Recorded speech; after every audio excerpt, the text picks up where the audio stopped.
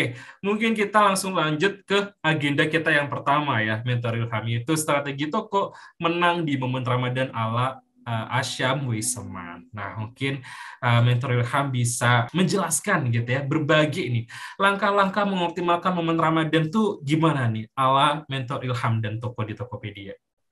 Nah, gini teman-teman ya, ini kelas keempat nih. Jadi kita udah masuk ke wawasan toko. Sebenarnya sebelum kita masuk ke momen Ramadan, ataupun mungkin saat ini sudah masuk minggu kedua nih, jadi belum terlambat amat sih. Ini sebelum kita masuk Ramadan, seharusnya kita harus punya data dari Ramadan sebelumnya. Nah, kilas balik Ramadan tahun lalu nih. Kalaupun 2 atau 3 tahun yang lalu, bagusnya seperti itu. Jadi bisa kita lihat berapa persen sih rata-rata kenaikan di toko kita saat Ramadan, sehingga kita punya data, kita bisa persiapkan stoknya lah. Misalnya ada kenaikan rata-rata tuh 20-30%, kita siapkan. Jangan sampai nanti produknya habis, kita nggak bisa jualan lagi, Ramadannya masih panjang seperti itu. Jadi kita lihat dulu data-data Ramadan sebelumnya di toko kita. Kita juga bisa ikut fanpage Tokopedia di bulan Ramadan seperti Ramadan Extra 2022 ini atau WIB nanti seperti itu ya. Jadi teman-teman maksimalkan, cek dulu tokonya, kemudian persiapkan dulu tokonya, lihat data Ramadan 2 hingga tahun yang lalu gitu, 1, 2, 3 tahun yang lalu untuk memastikan kesiapan toko kita untuk menghadapi jangan sampai ada kesalahan yang terulang di Ramadan yang lalu. Kemudian kita bisa ikut campaign Tokopedia. Kemudian juga nih, nggak kalah penting, saat ini kita juga bisa kolaborasi dengan KOL ya, yang tepat itu. Nah di sini untuk menentukan Telegram yang mana sih yang cocok untuk kita, itu kita harus tahu dengan Telegramnya itu, follower mereka, kemudian juga follower kita seperti apa gitu, pembeli kita seperti apa, itu kan ada di wawasan pembeli. Usia pembeli kita itu dari usia yang berapa yang banyak, kemudian apakah laki-laki atau perempuan. Nah, kita disesuaikan gitu dengan Telegram yang akan kita ajak kerjasama. Jangan sampai ketika pembeli kita lebih banyak yang usianya 25 tahun ke bawah, kemudian kita memilih Telegram yang usia tua seperti itu salah, tidak tepat sasaran. Nah, itu sangat penting banget bagi kita semua untuk melihat data-data di wawasan seperti itu. Nah, nggak kalah penting. Nah, itu kemudian tuh evaluasi itu harus selalu ada. Setiap tindakan, setiap kita membaca data, kemudian dievaluasi apa yang sudah kita lakukan. Seperti itu, evaluasi apakah berhasil atau tidak. Seperti misalnya topesnya. Nah, topesnya nih apakah sudah sesuai target atau belum, seperti itu. Kemudian promosi-promosi yang lain, kita kan kerjasama nih dengan Telegram nih. Apakah kerjasama ini bagus atau enggak, gitu, bisa dilanjutkan atau enggak, seperti itu sih Kak Arif. Untuk menganalisa performa toko, yang pasti analisa itu hanya bisa akan lebih enak jika ada angkanya. Ada angkanya, jadi bisa dinilai seperti itu. Jangan sampai misalnya tokonya ramai apa sepi. Ada yang bilang, oh rame, kok saya sepi, penjualannya besar apa kecil, kok saya besar, saya kecil. Itu sangat relatif. Tapi ketika sudah ada angka, itu fix. Saya rata-rata penjualan, misalnya transaksi ada 150 item per hari. Nah itu fix. Jika ada kenaikan berarti berapa? 150 ke atas itu udah kenaikan. 150 ke bawah itu adalah penurunan. Nah, itu sangat penting bagi teman-teman untuk menghitung pendapatan bersih, kemudian tetapan target, sehingga kan tetapan targetnya dalam bentuk nominal ya. Karena kan di wawasan pasar juga di wawasan toko itu semuanya angka nominal. Karena di matematika semuanya angka, nggak ada lagi besar, kecil, sedang, seperti itu, ramai, sepi. Jadi angka penting. Jadi nanti ketika sudah dibuat targetnya, ada angkanya, nah, kita atur strategi pencapaiannya dan kemudian dievaluasi apa yang salah. Nah, yang kedua, teman-teman wajib temukan produk andalan dari toko dan pelajari produk tersebut. Maksudnya apa? Misal di wawasan produk ya. Nanti itu teman-teman melihat produk yang laku dalam 1 bulan terakhir. Ataupun mungkin di rata-rata setiap bulannya produk A ini berapa keluarnya.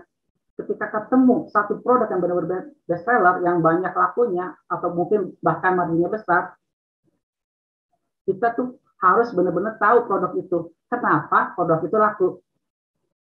Kalau di marketing, istilahnya kan ada SWOT ya, untuk menganalisa suatu kelemahan dan kekurangan. Kemudian juga potensi apa yang bisa kita gali. Nah, ini kita juga harus tahu.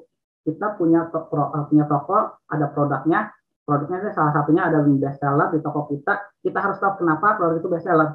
Apakah karena ternyata, oh iya, gambarnya sangat mencolok, gambarnya sangat menarik, sehingga orang lebih begitu cari search di Tokopedia, produknya kita muncul, langsung diklik, deskripsinya bagus, langsung closing. Apakah itu penyebabnya? Seperti itu. Atau penyebab yang lainnya, toko yang lain tidak punya produk tersebut, hanya toko kita. Bisa jadi. Seperti itu. Penyebab yang lainnya juga, mungkin karena harga di toko kita lebih rendah. Seperti itu ya.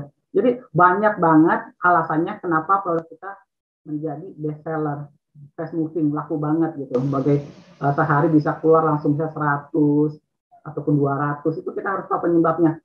Dan kalau kita bisa jaga, oh misalnya penyebabnya adalah karena foto produk kita bagus, deskripsinya bagus, dan setiap di top ads, menggunakan top ads, itu selalu ada di halaman pertama. Maka penyebabnya itu harus dijaga. Karena kita sering muncul di halaman utama, ya itu harus dijaga. Gimana caranya? Top ads-nya dijaga, stoknya dijaga, jangan sampai lost sale, jangan sampai kehabisan seperti itu, sehingga benar-benar kita pegang itu. Nah, setelah mempelajari produk yang best seller itu kita bisa terapkan ke produk yang slow moving. Bisa nggak diterapkan? Oh, lihat nih, produk yang best seller ternyata fotonya seperti ini. Kita samakan deh, dimiripkan background-nya, deskripsinya dilengkapi, seperti itu. Jadi penting banget kita punya SWOT ya. Kita tahu kekuatan kita, kelemahan kita, kemudian potensi yang bisa kita gali atau yang kita jaga, atau jangan kelemahan yang bisa diserang. Kita pasti ada kelemahannya. Misalnya yang tadi itu stoknya kita karena impor, itu stoknya otomatis nggak bisa langsung saat ini kita telepon supplier, besok datang, itu butuh waktu 2 bulan. Nah, itu kita harus jaga, itu kelemahan. Nah, itu ya kelemahan kita harus kita tutupi, seperti itu ya. Nah, yang ketiga, pantau rata-rata kenaikan transaksi tahunan dan pastikan target tetap relevan. Ini saya anggap mungkin sebagian besar ya, sebagian banyak mungkin yang sudah lama berjualan Tokopedia. Ini penting banget, pengalaman saya juga kerja di distributor kesehatan, bagian ngitung sales juga, ngitung pengeluaran barang, produk segala macam. Nah, ini penting banget buat kita, itu dari setiap bulan input data dari wawasan toko, kita ambil datanya, masukkan misalnya ke Excel, masukkan dari Januari sampai Desember, kemudian kita jumlahkan, kita rata-rata berarti transaksi per bulan, rata-rata kita per bulan kita ada 200 juta tahun 2019 misalnya. Kemudian rata-rata 2020 berapa? Misal 220 juta. Itu ada kenaikan berapa persen? Ada kenaikan 10%. Ada kenaikan 10%. Kemudian 2021 dihitung lagi rata-ratanya. Ada kenaikan berapa persen? Antara 2021 dengan 2020 ada kenaikan lagi 10% misalnya. 9 sekian lah misalnya. Oke, kita boleh aja 10%. Maka ketika tahun berjalan 2022 itu kita targetkan minimal harus ada kenaikan 10%. Jangan sampai kita tidak pernah tahu berapa rata-rata transaksi kita per tahun. Nah, jadi itu ada kenaikan itu. Nah, jadi target ketika tahun 2022 maka harus ada kenaikan 10% dibanding tahun 2021.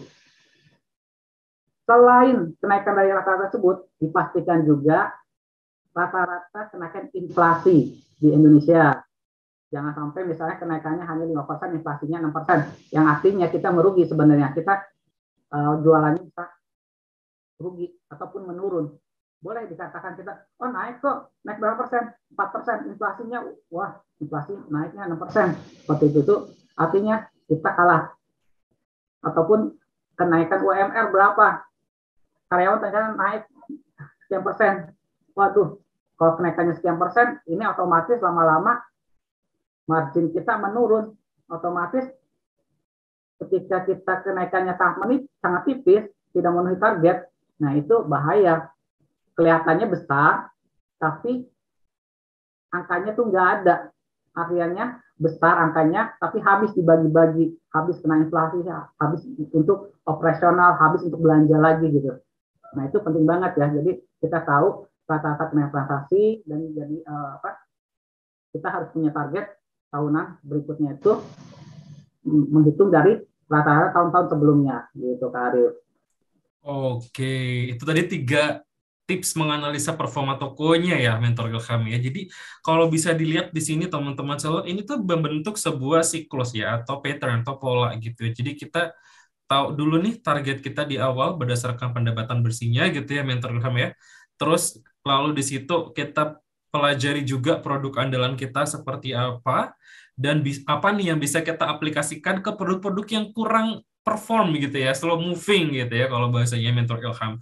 Terus dari situ coba terapkan, siapa tahu nih produk-produk yang slow motion juga ketularan bisa performing atau bagus gitu ya performanya.